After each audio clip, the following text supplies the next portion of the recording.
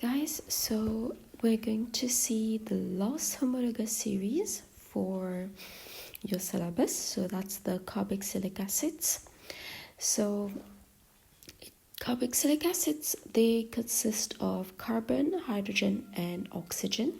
So it's not a hydrocarbon because normally hydrocarbons contain only hydrogen and carbon. So because of the presence of that oxygen, carboxylic acids are not hydrocarbons. So you can easily distinguish carboxylic acids because of the COOH group. The COOH is actually the functional group, and this is how we draw it. So there is one C double bond O and then one OH bond. So they are weak acids and will ionize in water, which means that they will dissociate in water. Ionize means that it will dissociate in water. It will produce ions in water, and it's going to form H plus ions in water. So acids substances that dissolve in water to produce H plus ions are called acids, and because it dissociates partially, it is a weak acid. So names of carboxylic acid end with oic acid, actually oic acid, like that. And try to name the carboxylic acids. Let's see how we can do that. Now, this is a general formula of carboxylic acids that you need to know: CnH2n plus 1 COH. So the few things that you need to write down in your copybook. So these are the main things that make sure you have this in your copybook: functional group, general formula, and that they are a weak acid. So let's see the members of that family. So when n is equal to, so when number of carbons is equal to 1, so, well, when actually n is equal to 0 here, so if n is equal, here we start with 0, so here the C here will be 0, so 2 times 0 plus 1, so then you have H COOH. This is the first member of the family, and because it has one carbon, it's called methanoic acid. So HCOOH. This is the formula. When you're counting the carbons in a carboxylic acid, the C in that functional group counts. So you have to be careful not to be counting only the carbon that is found in the chain. So if n is equal to 1, so there's going to be 2 carbons. So if n is equal to 1 over here, so CH3.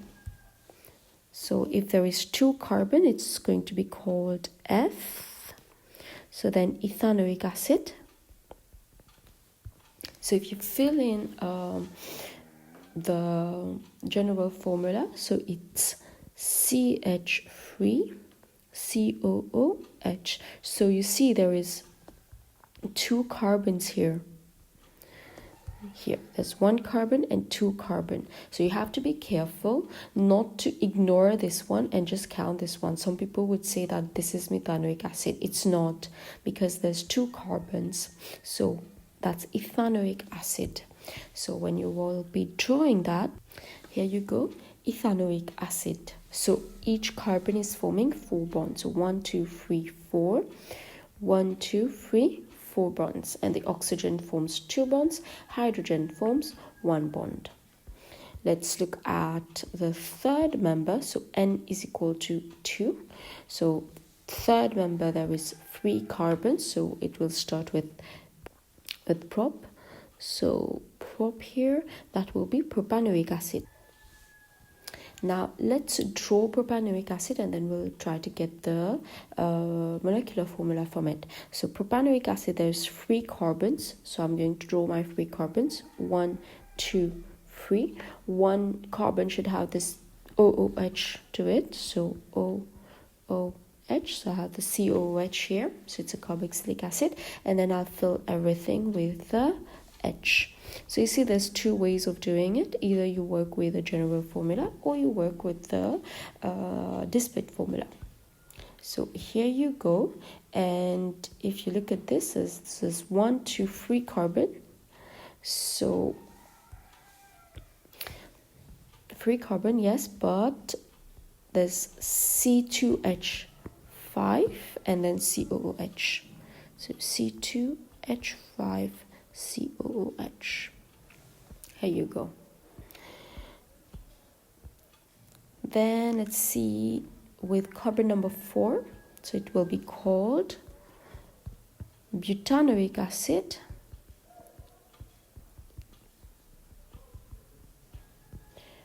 And if you draw it, so 4 carbons,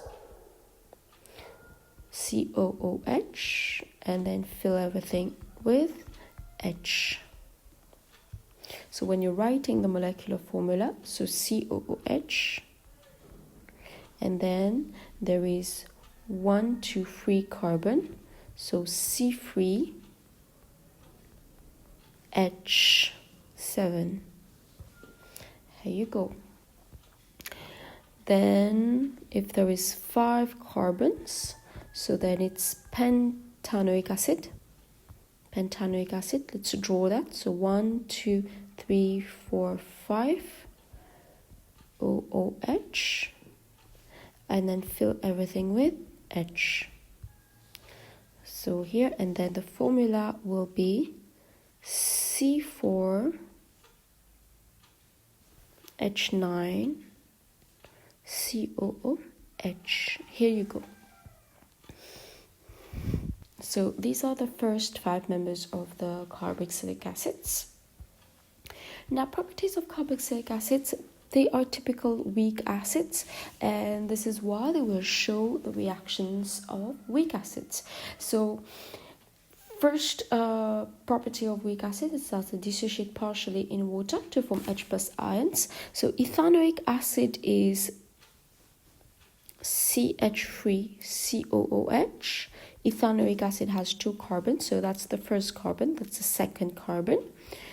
And CH3COOH, this will dissociate to give you H plus ions. You have to be careful, it's a partial reversible arrow, So reversible arrow means that it dissociates partially.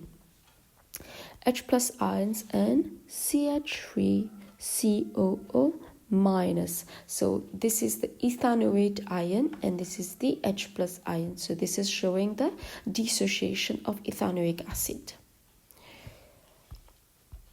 So reaction between sodium and ethanoic acid. So because it is an acid, it will undergo every typical reaction of acid. So acid metal reaction, acid metal carbonate, and acid base reaction. So these are the 3 reactions. Let's see this. So acid plus metal gives you salt plus hydrogen. So sodium plus ethanoic acid will give you sodium ethanoate. Ethanoate is the name of the salt. And you have hydrogen gas. So then you have the equation sodium plus ethanoic acid. This is sodium ethanoate. Now usually we write the metal first, so sodium and then ethanoate, but when we're writing the formula, because there's the OO here, usually what we do, we write CH3COO minus and then Na plus. This is usually how we write sodium ethanoate, and then H2, and to balance the equation we're just going to put half here. So that's the equation. Now sodium carbonate with ethanoic acid. So here you have, so sodium ethanoate is a salt plus carbon dioxide plus water, because carbonates react with acids to form salt plus carbon dioxide plus water. Sodium carbonate plus ethanoic acid, sodium ethanoate plus carbon dioxide plus water. You need to balance the equation. So I'll be putting 2 here and 2 here. Oh, sorry, the equation got displayed. So,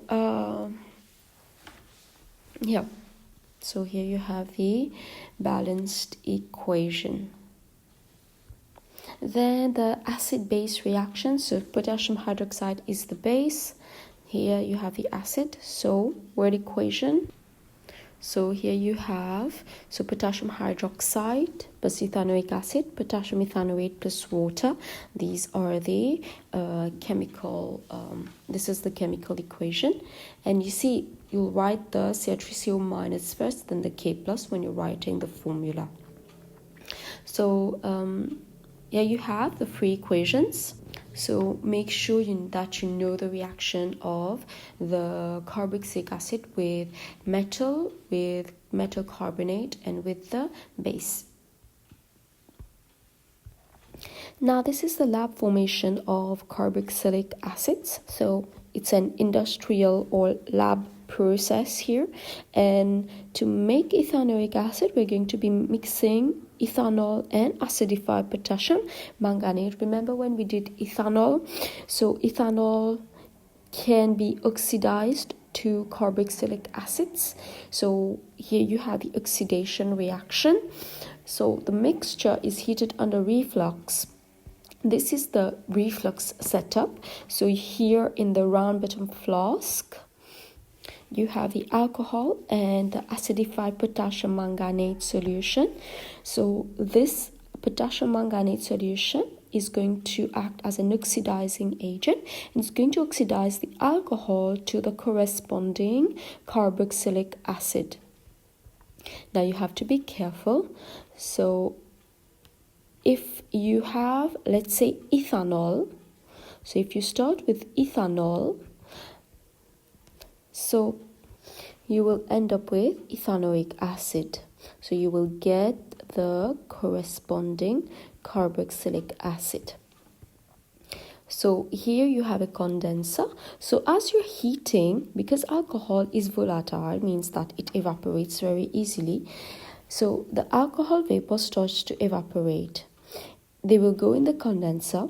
The condenser, because there's water all around here, so you have a gas in the presence of cold water around it, so the gas will condense.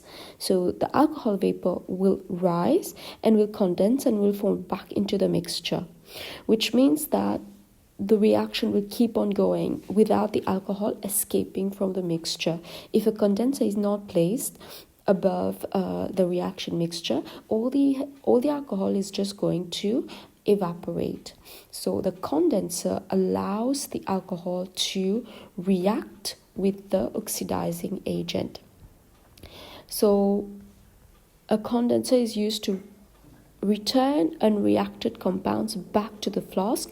Without this, the vapor will escape before the reaction is complete, and the alcohol should not be heated directly because it's highly flammable. It will catch fire. Instead, an electric heater should be used, which is safer, as it can the amount of heat can be controlled, and the heat is going to be regularly distributed around the alcohol solution. So this is something that you should note down. Now, considering formation of ethanoic acid, so we'll use ethanol. So we'll be using ethanol. Acidified potassium manganate is just potassium manganate in acid.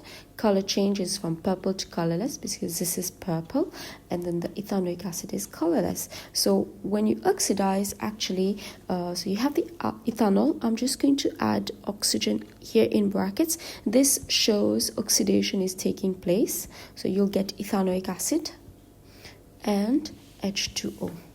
Okay? So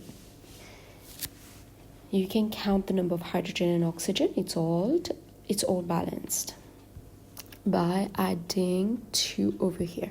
So this is why I'm just adding the oxygen here, not to make it complicated with the potassium manganate. So simple oxidation reaction. Now, ethanol can also be oxidized by atmospheric oxygen. So ethanol in the presence of bacteria will produce ethanoic acid, and this is called acid fermentation. This is why alcoholic drinks should not be kept should not be allowed to have air contact, because they will eventually turn sour because of the formation of ethanoic acid. So alcohol in the alcoholic drinks is going to turn to ethanoic acid. Properties of ethanoic acid: it's a weak acid, so it will turn blue litmus paper red, has all the properties of acids. It dissociates partially in water to form H+ ions, neutralizes a base to form salt and water, and it reacts with alcohols to form esters. We'll see the formation of esters in the next video. Thank you. Bye-bye.